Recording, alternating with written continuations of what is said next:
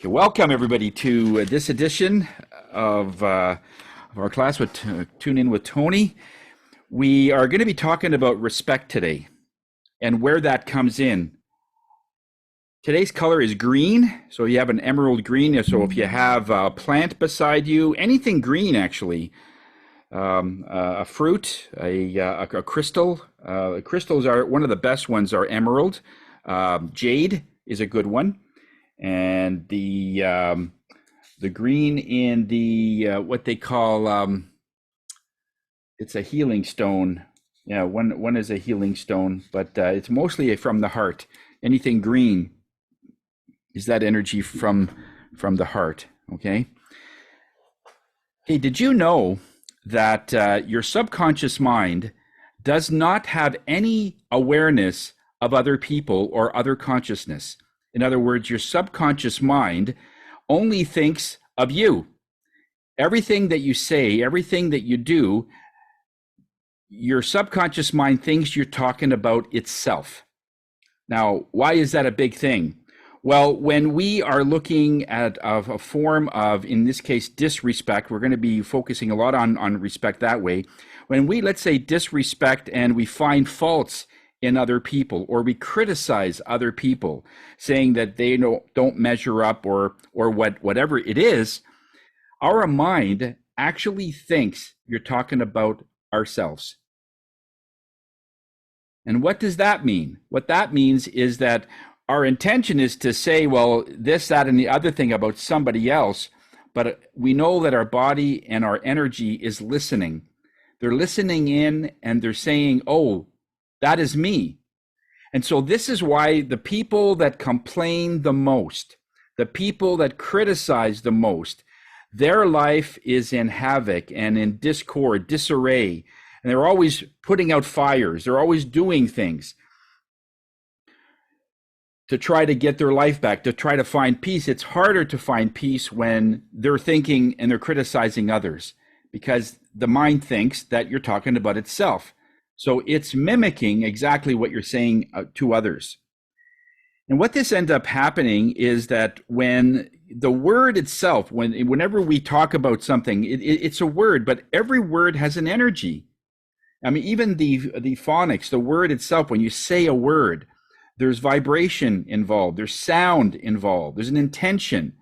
Like when I say to you, soap dish, that's a word. It has a emotional response. If I say love, if I say baby, if I say dog, if I say gravel pit, every one of those has an emotional stance to you. Some will mean something and others won't. A person that's been abused many, many years, when you say love, love will hurt. So when they hear that word, for them, love has pain. So it isn't a universal thing. It is a universal energy, yes. But if you were treated very poorly and people that in your estimation represented love and they gave you pain, it's only natural to say that, okay, love is pain. Love hurts. That's where the song comes from, right? Love hurts. But the words itself are so powerful when you say words, even to a glass of water. And in Dr. Emoto's work, the Japanese scientist, you could reprogram water in seconds by talking to it, and they could measure it by how it freezes in his work. So our emotions are extremely powerful, and your body is 80% water. The water in inside your body right now, and every organ is listening. So when we say, somebody once said that if you're going to say anything, say it with a sweet and a kindness, because if one day you have to eat your words, it will be nicer than if you had to eat crow, as they say. If you say something bad about something and somewhere in there was a misunderstanding and it wasn't, and then there's a huge, oh, I'm really sorry, I really misjudged that, I shouldn't have spoken up, and it's hard to eat those words because there's that backlash. So what Spirit wanted to do today was take this time that we have Everyone is looking for that inner love, right? That is really the quest in all of us. And we hear it all the time. Where is your self-love? How do you love yourself? And when Spirit says people are still very challenged about finding their own love inside, because when somebody says something nice to them, oh yeah, don't worry about it. It's not really, and you should have shrug it off because they wanted to display some affection or some admirance or some form of appreciation for you, and you just sort of discount it. It doesn't really mean much. Your body realizes, oh, and we're like it's depressed. It's almost hurting the fact that it wants to shine.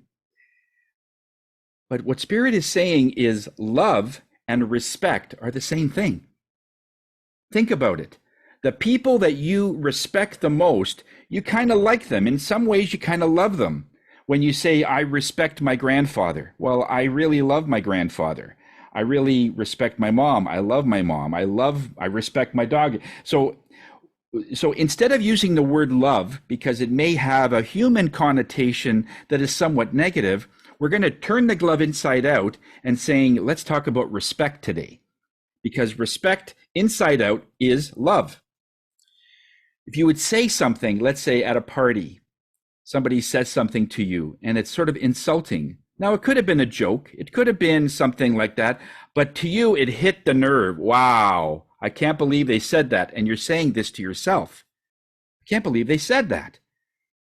And so you say to yourself, what do I do?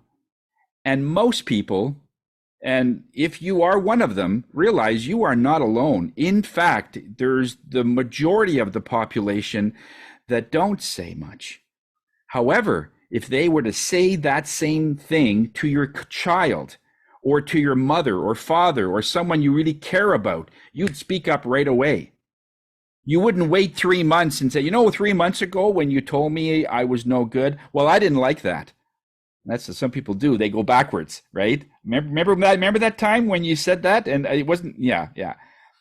But you would never do that if they said that to your child. You would be right there. You'd say, you don't talk to my kid that way. You don't talk to an elder that way. You're right there for someone else. But what about you? And that is the gap that we're going to talk about today. How come you don't treat other people the way you should treat yourself? You are the same. In fact, you're just as important, if not more, than someone else. If somebody says something to you, you say nothing, but the same thing happens to someone else and you say something, that's a gap. That means you have judged yourself, or whatever level of respect for yourself is different than the respect for someone else. Do you see that? And that is the difference between love and respect. So if we can measure it in respect, it might illustrate something to you that will open up something that will say, I get it. Okay, and let's work on some other stuff. If a man shows his sensitive side, he is more than a man. He is a master of self-respect and his soul. He will carry his woman's heart well. And that is what they call a gentleman. Conversely, the most beautiful part of a loving, self-respecting woman is when she lets you in, not because she needs you, because by this point, she has stopped needing other people for a long time. The reason she brings you in is because she wants you. And that is the purest love of them all. It all stems and has something to do with the level of respect. So when it comes to honor, what kind of things do we do that we are doing that is important from a status perspective? Like we want to do things that are important, something that a lot of people will see that we're doing. Some people have that. When we ask them, what kind of an impact do you want to make on this world? Right away, they say, well, I want to be a YouTuber. Well, I have like 10 million followers. In other words, their definition of being able to make an impact has to be a lot of people to see me. So it has something to do with ego. Nothing wrong with the ego. However, if that's the only purpose is just to get the likes and just get the people looking at you, then it's like, okay, you've got the people, now what? What are you sharing with these people that you are now so influential that will make your work important? I mean, if a person is, let's say, used to talking to, let's say, 10 people. I heard this from a priest one time, and he says, if 10 people come to my congregation, my sermon is the same as if I have a room full of people, and it's like 200 or 300 people. It's the same.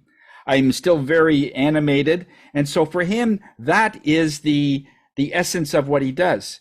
It's not considered, or it's not connected to the amount of people that are involved. Doing things to have a greater purpose is a level of self-respect. In other words, what would you do if what you are doing has no significance, but you're being paid very well for it? If somebody were to say, look, I want you to take this stack of boulders, and it's about the size of your hand. They're worth maybe 10, 15 pounds. And there's hundreds of them in this pile. And someone says, I want you to move this pile over there. And then over the course of the days or weeks or however long it takes to physically move all these boulders, the job is done. Then they say, I want you to bring it back.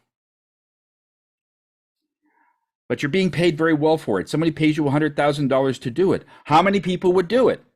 Realizing that it has no significance.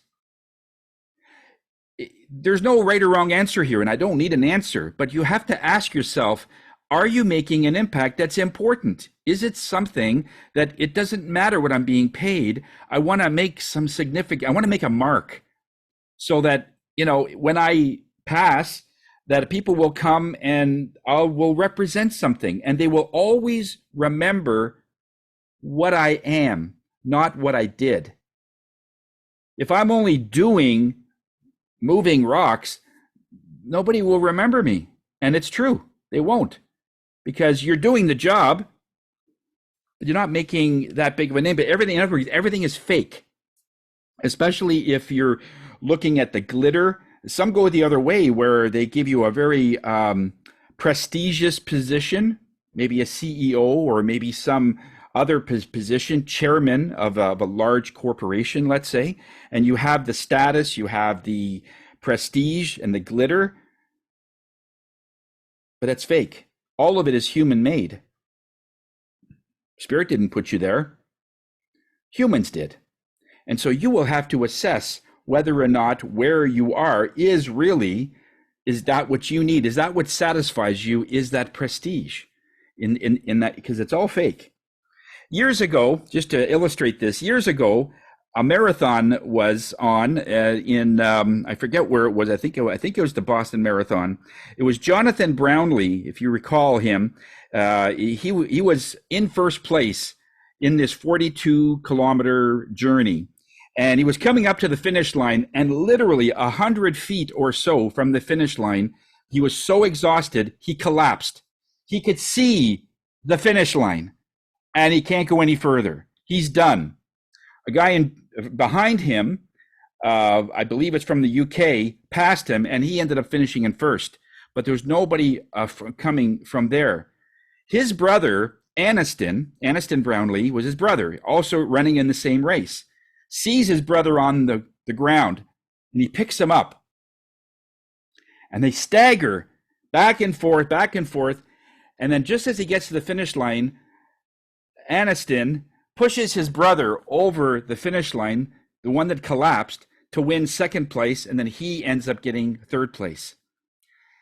And the reporter said, "Why would you do that? You could have gotten second place and got the silver."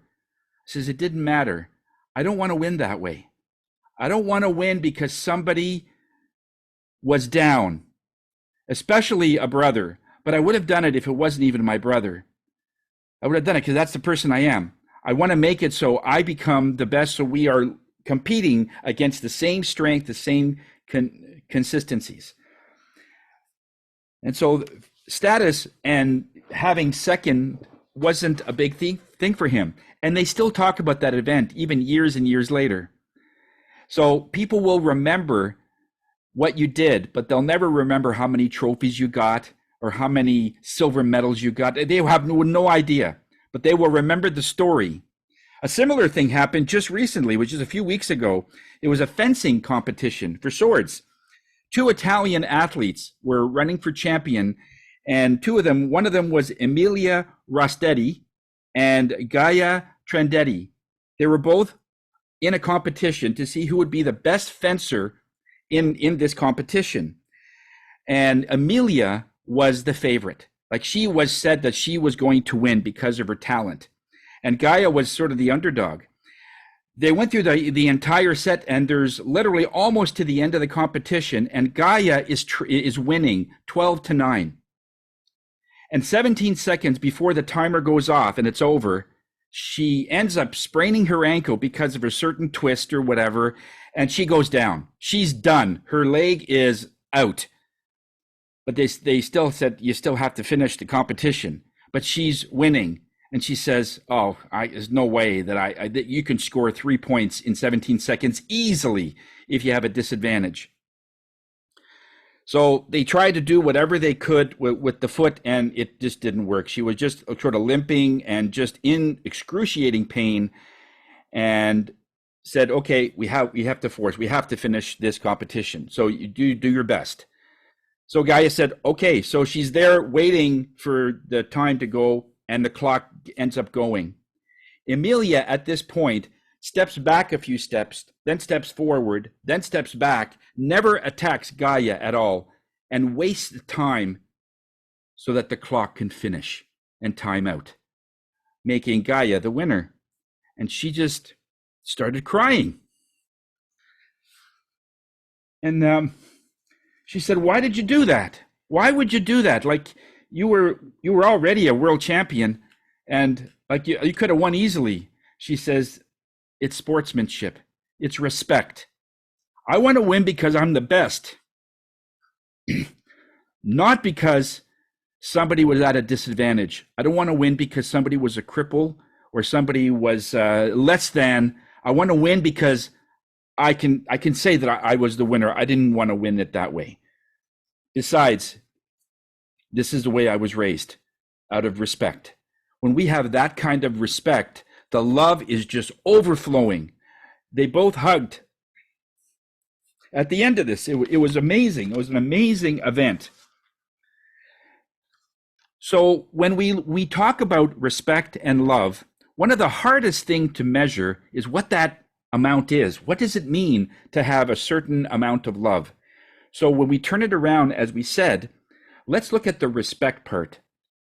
Let's see if we could give you a couple of techniques of how you could start to roughly measure where your self-respect is. There are two ways.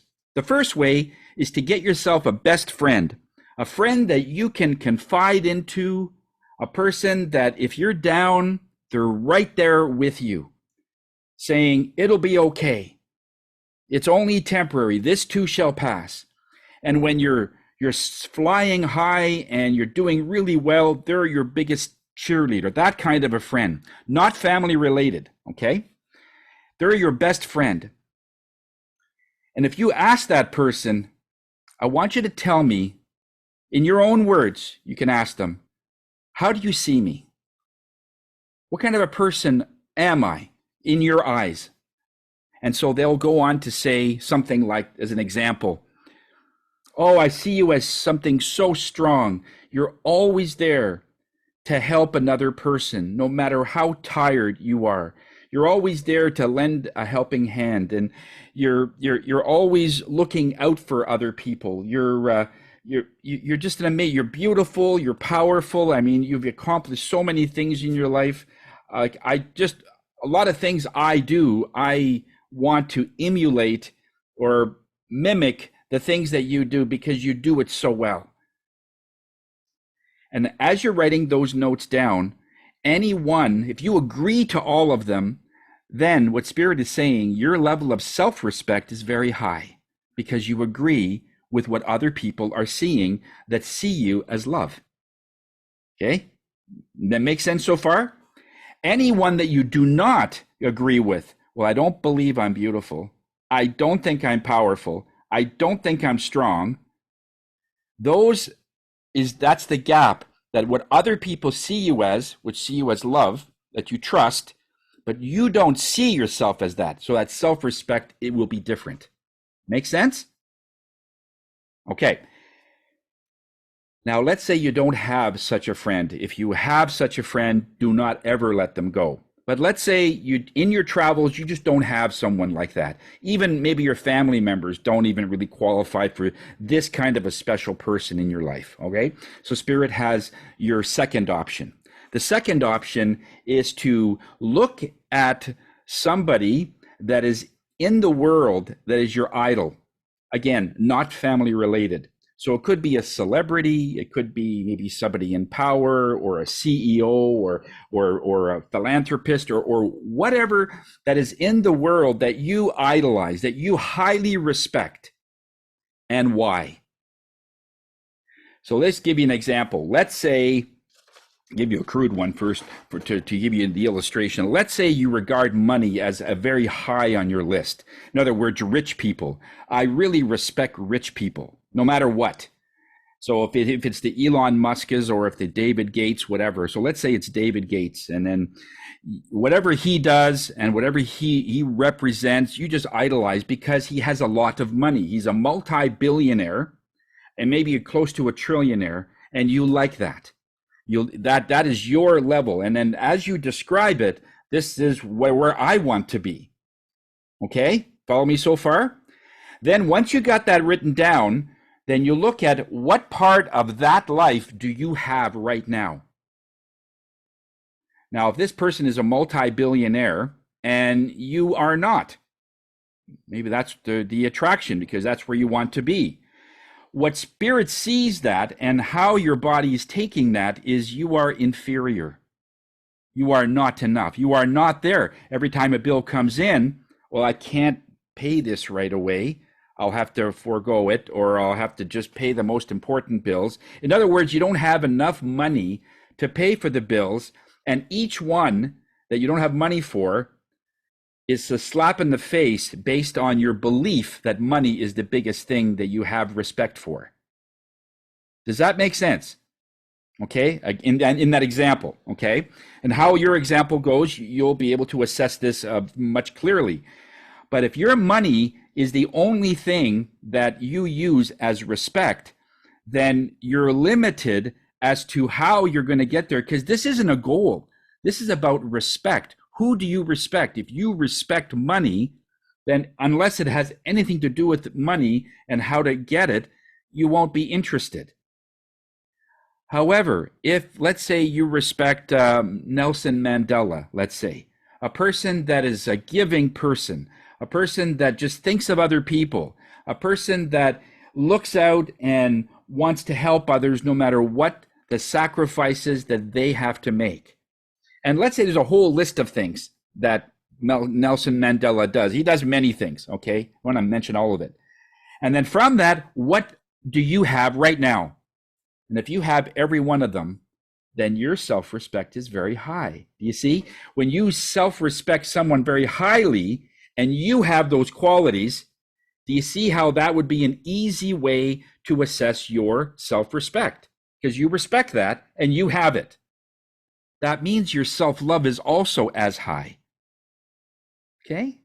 So use this as a tool to just, again, this is very rough. I mean, they just wanted to illustrate something so you have something rather than just guessing of where my self-love is. I don't love myself and I don't know why. So this exercise will be able to illustrate to you where you are in that spectrum and what you can improve on. Okay? Now, the other thing about respect is that when a lumberman, a person that deals with lumber and all that, when they look at a tree, all they see is dollar bills. That's all they see. When an energy worker, when a person that's sensitive to energy looks at a tree, the same forest, all they see is connection to the earth. They feel love. They feel connection. They feel that almost like the tree is starting to talk to them. Like when you take a walk through the woods and you're looking for some insight in something, whether it's in a book or whether you're trying to create something, and all of a sudden inspirations come to you. And this happens a lot, because when you leave for a walk, you never come back the same way. You always have something more or something less. You have more insight and less stress, usually. And that's why, because the trees are communicating to you at a way different level that you are not aware of. And energy workers can feel that. So when we look at how we look at respect and how we look at the world, our behavior changes to that being. Does that make sense? So when we look at trees as being beautiful and constructing, and yes, trees are willing to give up their life so we could build a home. However, there's an element of sustainability here. If a lumber person only looks at trees, they'll look at a vast array of trees, thousands upon thousands of acres, and when they leave, there's just an open field. And to them, that's okay, because they've turned all that wood into money. That's their only goal. However, if they were to put in an element of sustainability, and I know some of them are already doing it, they're planting it and so on because of the public outcry and so on, but however way they're doing it, but they're always taking more than they're giving. And what Spirit says, there has to be an element of sustainability, because things have been going on for millions of years and they're sustainable. One feeds the other.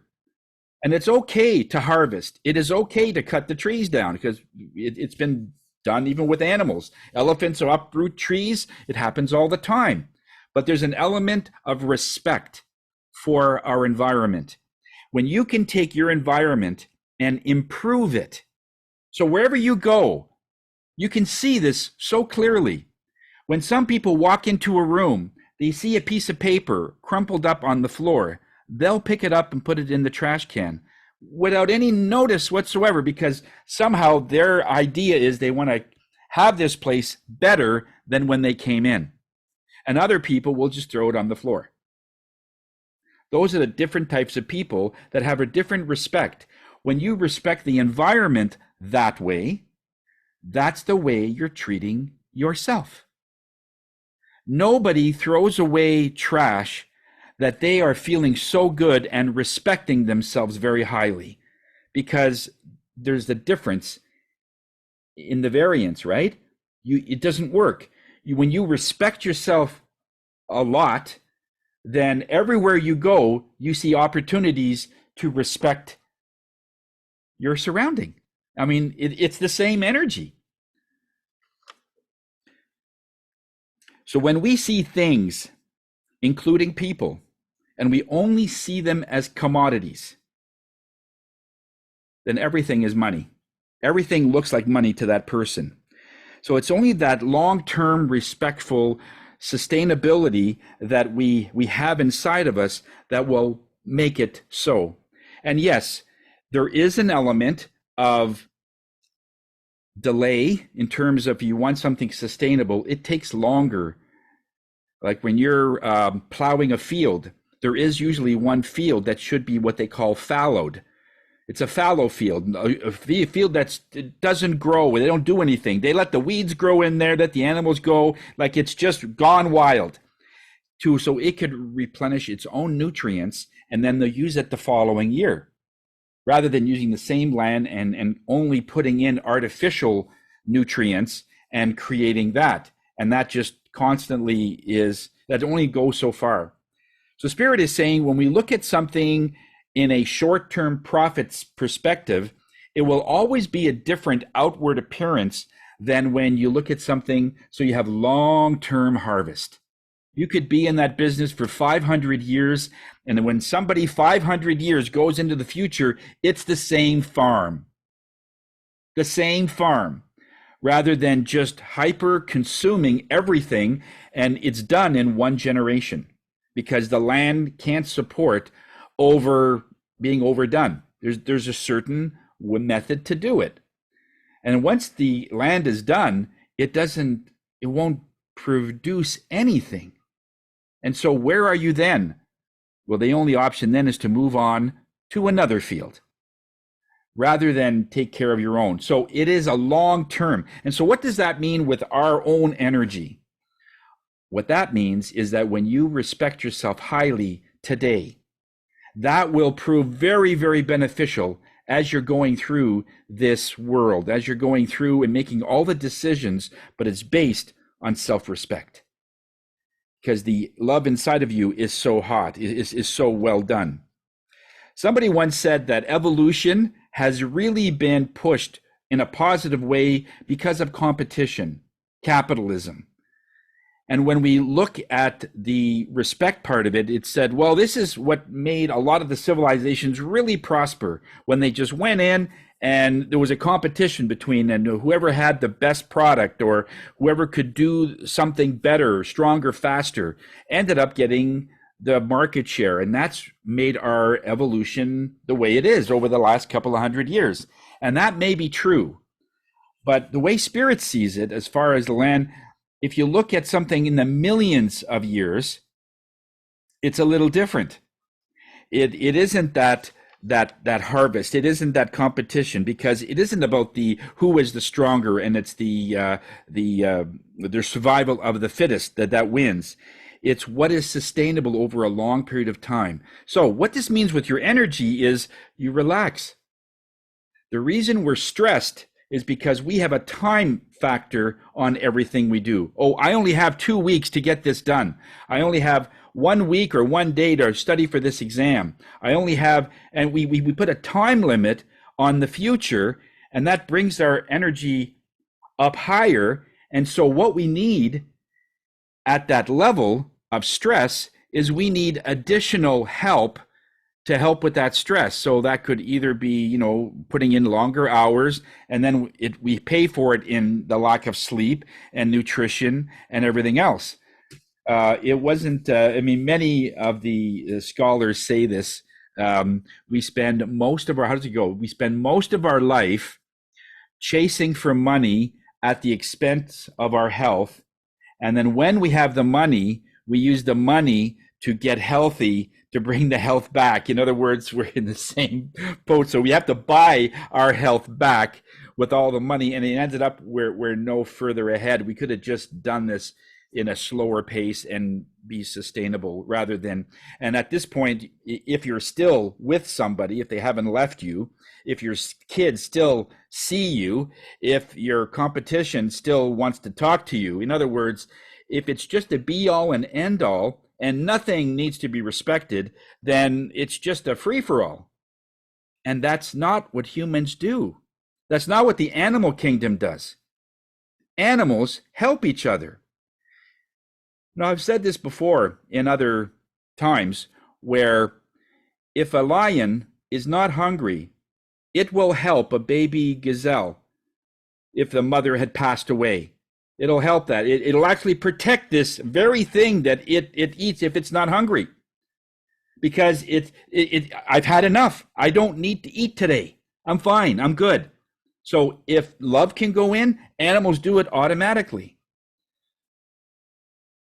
But there isn't that same equilibrium in our race, in our culture, in our human existence. It's not that it isn't there. It's just that our focus is on something else, is on a different type of growth. Okay? There are so many things happening really all at the same time here. I mean, there are people judging us all the time. We're always being criticized for something. There are people trying to control us. And not only that, with all the things we've had to go through in our childhood, there are things that we're trying to get through to find some way of finding some level of peace in our life. So there's a lot going on. And so what do we do with all of this? When we take love and we take respect and we put it all together, really it's all about obtaining a level of taking all the randomness that this world is giving us and somehow turning it into something else. Like, there's a lot of anger in this world. There's a lot of gossip, a lot of fear, world events. I mean, if you're on Twitter or if you're on any sort of media at all, you'll see all the ways that people are treating other people so bad. And somehow We have to turn all this into love. We have to turn all this into something useful, because this is not sustainable. Whatever is going on at the moment in this world, we're here to try and change our little corner of the globe to something else that vibrates to something higher. So the meditation that we're going to be doing today is a heart meditation. Now, this is one of the most powerful ones that I've come across. It is a Buddhist meditation. It's called the Heart Sutra. We've done this quite a few months ago. And at one point, they're going to tell you to put your left hand over your right hand with palms up, and then have your thumbs touching and pointing to your heart. Okay? But it's a 20-minute meditation. Now, if you're either sitting or lying down, it may be really hard to hold this, so it's pointing to your heart. So don't worry about that. The point is just hang on to that mudra, or hang on to that sign, and even if it falls down, to make it more comfortable, just in your intention, just say, it's still at my heart. It's still at my heart, okay? So I don't want you to go through like pain and not listening to the guided meditation, because it'll tell you what to think about and how to move your energy around. I don't want that to be distracted by, I can't hold this mudra for too long at my heart. So it's okay. Just make it comfortable, make it easy, all right? And then we'll get through that. This is so powerful. It is almost like taking all the negative, heavy energies that you have, that you've been sort of working through, and it's like a Control-Alt-Delete.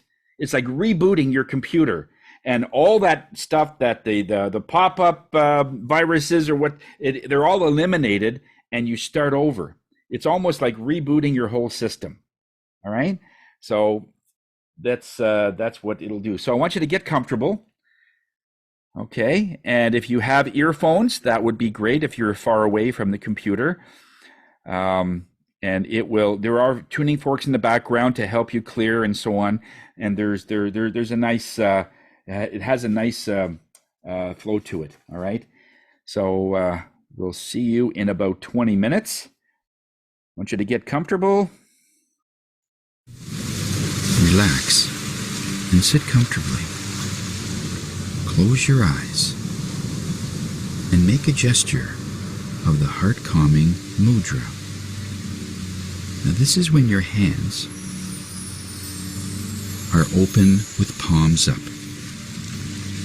and place your left hand over your right and join your thumbs together so that the opening faces your heart.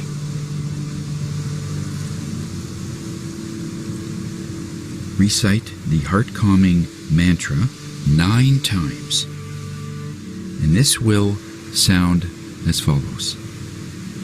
Simply say, Gete Gete, Pada Gete, Pada Sam Gete, Buddhi Svaha, Gete Gete, Pada Gete, Pada Sam Gete, Buddhi Svaha. Gete Gete, Pada Gete, Pada Sam Gete, Buddhi Svaha.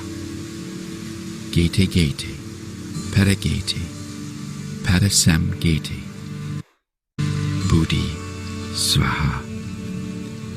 Gete Gete, Pada Gete, Pada Sam Gete, Buddhi Svaha. Gete Gete, Pada Gete, Pada Sam Gete, Buddhi Svaha. Gete Gete, Pada Gete, Pada Sam Gete, Buddhi Svaha. Gete Gete, Pada Gete, Pada Sam Gete, Buddhi Svaha. Gete Gete, Pada Gete, Pada Sam Gete, Buddhi Svaha. Now visualize that everything is empty. prosperity is empty.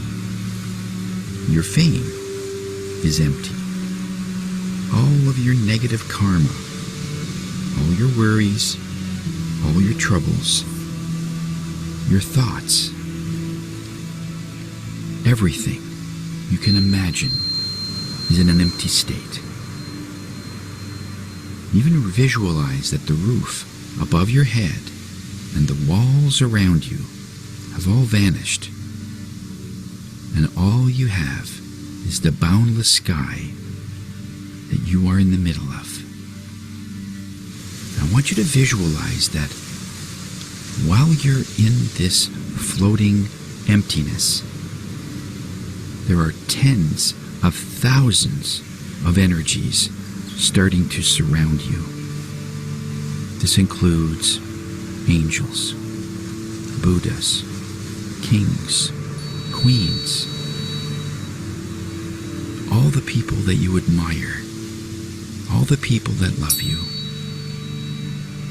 And they've settled themselves around you, row by row, tier by tier, like an auditorium, 360 degrees around you. They are masters of their own right, and you are in deep calm and meditation. I want you to imagine a flame burning at the top of your head, and this flame has burned up all of your hair. Then it starts to move down. It engulfs your eyes, your nose, your tongue, and your entire body. All your thoughts, all your carnal desires, and all your material desires. The flame destroys everything. It frees you from your sense of smell, your sense of taste, your sense of touch, and your sense of hearing, and the sense of sight. Imagine that all of the negative karma that you've had, all the negativity that you have from your past, your present, and your future lives have all perished in this flame. This flame has burned all of your sins of speech, the sins of action, sins of thought. The fire has freed you from the 10 cardinal sins, has freed you from all sins, all your illnesses, all of your worries, all of your impure thoughts, and all your bad luck, all your obstructions that you can imagine in your life, and all the bad things that even are going to happen have now been burned to ashes. Your life is now cleared of all these negative things, and all that is left now is your skeletal frame. Visualize your skeletal frame from your skull to your teeth, the cervical vertebrae, your shoulder blades. Move down and feel your arms, your fingers, your ribs, your spine, your pelvis. Move down to your thighs and your calf, all the way down to the bones in your toes. And visualize that each and every bone in your skeletal frame is red hot and bright as molten steel in a smelting furnace. Everything is burned off. Everything is gone. All that's left is your frame. Now visualize that you are sitting on top of a fresh lotus flower.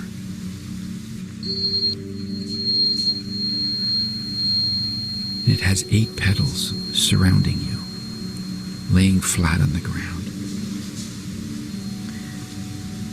Your flesh is being reborn from the flesh of the lotus flower. It starts to curl up, and it covers your skeletal frame. The lotus flower flesh then surrounds your red-hot skeletal frame. And suddenly, all of your internal organs are starting to become reborn from this beautiful flower.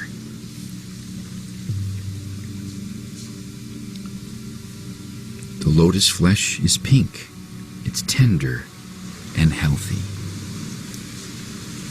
You now have a fresh, new set of organs.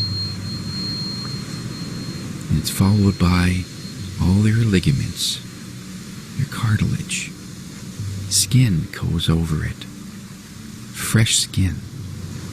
Everything is being regenerated from this beautiful flower.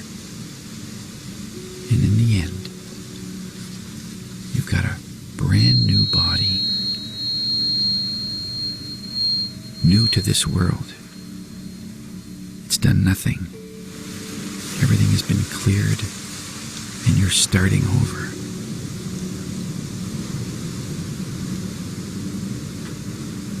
You will now have a fresh new body that it's invincible. I want you to visualize now that your heart also has this 8-petal lotus flower blooming inside of it. On this lotus flower sits a golden figure. It is your higher self. It is your ultimate self. And it is your meditation place to go, as it knows everything. And this figure, this golden figure, starts to grow. Starting from your heart, and the size of it is small to start, but it starts to grow bigger, and eventually it fills your entire body. This golden figure is now your real hands, your real feet, your real legs, and you are filled with wisdom. Your heart is now full. It is filled with great compassion and benevolence. Your body is now this golden figure inside, and you have boundless spiritual power. Nothing is holding you back. You have no weight, nothing from the past. You are this golden figure.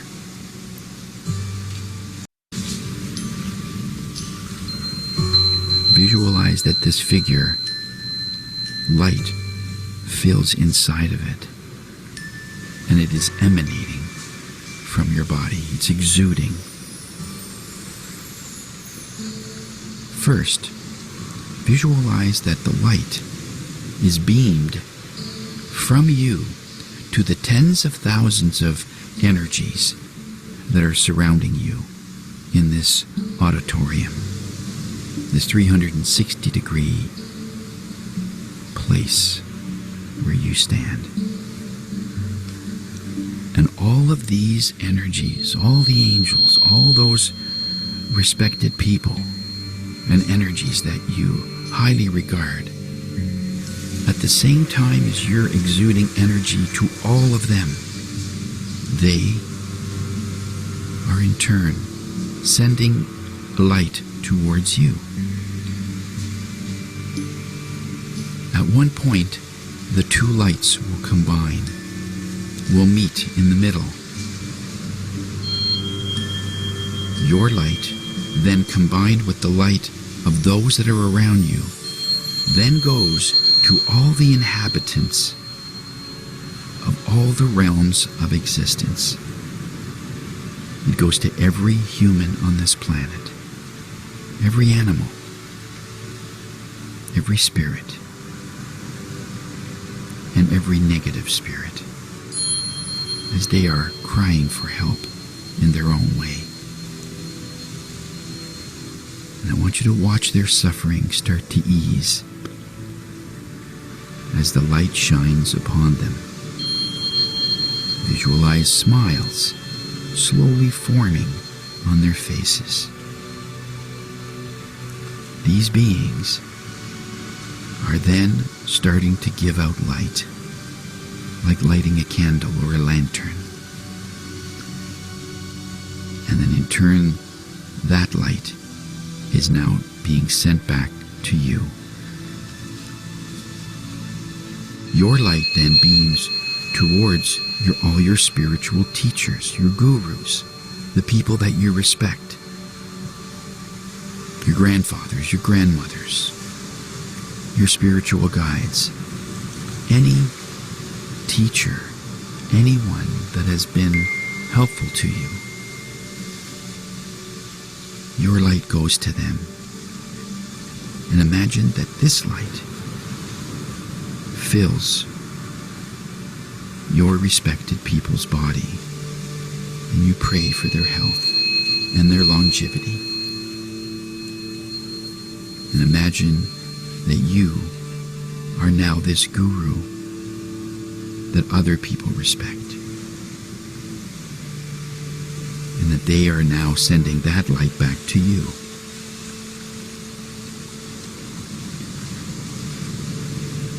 These combined light is now emanating from your body, and I want you to send it towards your friends,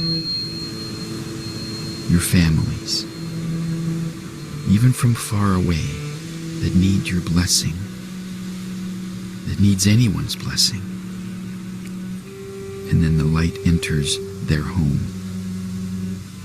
and cleanses their home from all the negativity that might be there, which will include maybe some illness, perhaps some bad luck that is stagnant. And they are all being swept away by this beautiful light that you send them. This light then enters their bodies and rids them of any illness, any bad luck, and any negative karma that they have from this life and from other lives. Visualize that they are now healthy and happy and emanating light of their own.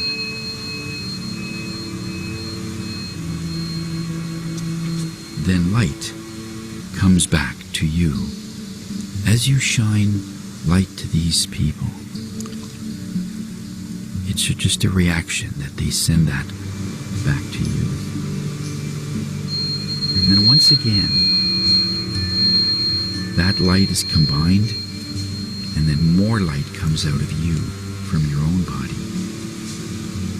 And this time, I want you to send that light to your house, to your office, to your immediate family, so that it clears everything from your humble abode. And like a spinning wheel, have that energy rotate and spindle throughout your home in every nook and cranny you can think of. Every pocket, every stagnant space or dark space there might be that is unused. And it cleanses your place.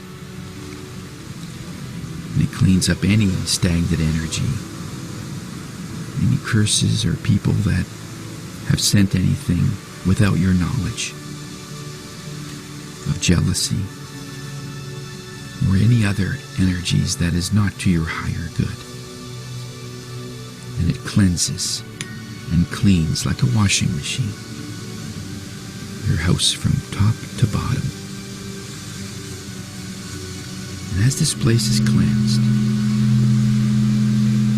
your family members that visit will just simply feel better coming into your environment. They are literally glowing from the light that is now part of your home.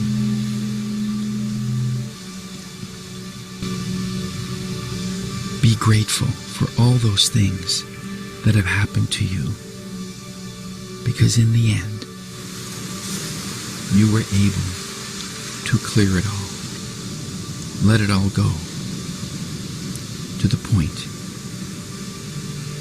where nothing can hold you back. Nothing can stop you. Without obstacles, we would never know, or you would never know, that you have the power to clear anything.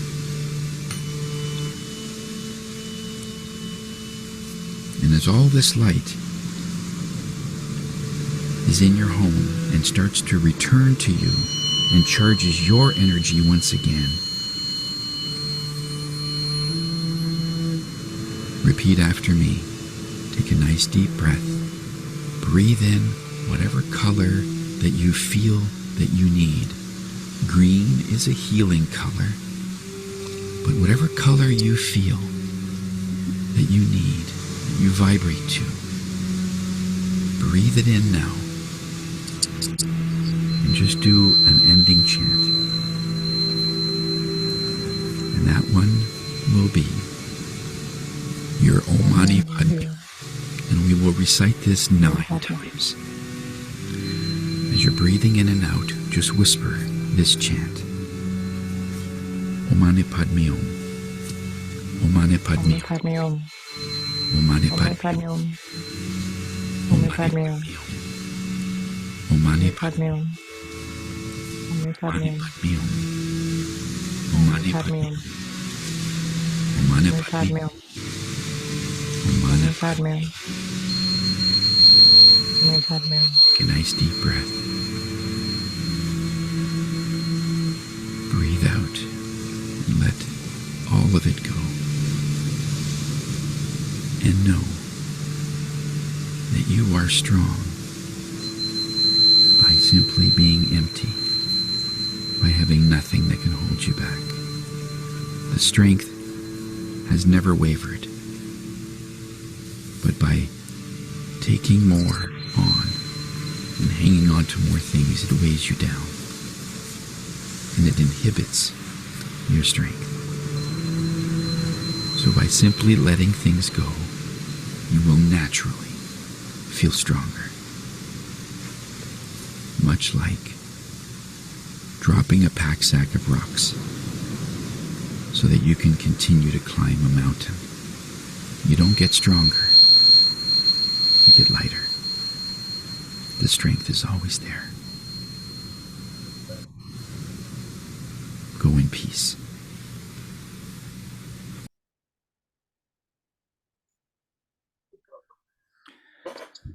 Take your time. Try and remember what you experienced, what you saw, what you felt. Take a nice deep breath. Breathe in from your nose as much as you can. Hold it for just a moment and control. In your next breath, just blow out any residual energy that you might feel, any tightness in the chest, any tightness in the shoulders.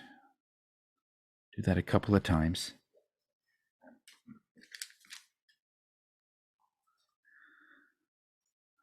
And then slowly come back into the room. And just take a little inventory about how you're feeling. Is your hands warm or vibrating? Are your feet vibrating? Do you feel any shivers down your back? Some people will feel that something has changed. Just before we go, I want to read you something that I read. It was actually one of the educational moments in the group that I'm in. And his name is Eric Perron, and he talked about the different ways we say "I love you," because normally it's just "I love you," but there's different ways that we can say it. Here's another way. Be safe. Did you eat? This reminds me of you. Call me when you get home. I made this for you. I'll come with you so you're not alone. I don't want you to be alone. If someone says this to you, it's like saying I love you, but in a different way, right? And when we can receive that, that's where that self-respect comes in. It says, yes, I do deserve this. And it's when you think that, no, I don't deserve that. That's what we're working on, is that instead of saying the word love, if you have a problem with it, it's okay. Just turn it to respect. Sometimes it's easier when we say, you know what, I respect somebody else. I think I can respect if I can have that. Sometimes it's easier when we just take the love out of it. If you've had a past where love wasn't exactly, touchy-feely and fuzzy and all that. To some of us, a mother was the greatest thing ever. To other people, a mother is nothing but problems. As that was the person that locked you in the room and never let you out for 2 days, and they were always coming in drunk, bringing home strange men. So mother for that person wouldn't be a cozy feeling. So the Spirit doesn't always like to use labels like mother, but there might be something that maybe somebody was a mother figure for you that always said, are you okay? Do you have enough to eat? Or, and it could be a grandmother. It could be even a neighbor. It could be a teacher. In one case, I was reading this one article where no matter where this little child went, there was nothing but bullying and nothing but beating and really tough life. It didn't say where they were, but it sounded like they were in a very rough neighborhood, like in New York, or I'm not trying to picture New York as a rough place, but there are always places in every city that is a rough part of town sort of thing. And it was a grade 3 teacher that was actually this person's sort of pseudo mother, because the teacher would just realize, okay, they'd never bring a lunch to school. They're very quiet. They don't say much. And whenever, you say anything, their head goes down, meaning I have nothing to say. And the teacher sees this.